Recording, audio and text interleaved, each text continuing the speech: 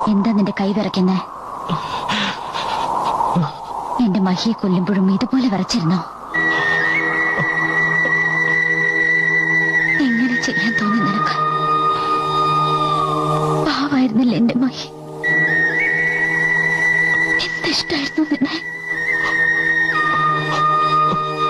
നീ ഒന്ന് കൈ നീട്ടിയിരുന്നെങ്കിൽ എന്റെ മഹി ഇപ്പോ എന്നോടൊപ്പം ഉണ്ടായത്.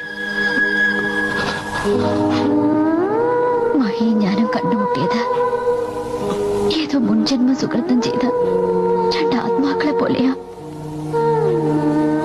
ഞങ്ങൾ ഒന്നായി, ഒരാത്മാവായി. ഞങ്ങളെ ഒന്നാക്കിയത് മനുഷ്യരല്ല, ദൈവമാണ്. എന്തിനു ഞങ്ങളുടെ ഇടയിലേക്ക് നീ വന്നത്? ഒരു ദുശകുനം പോലെ.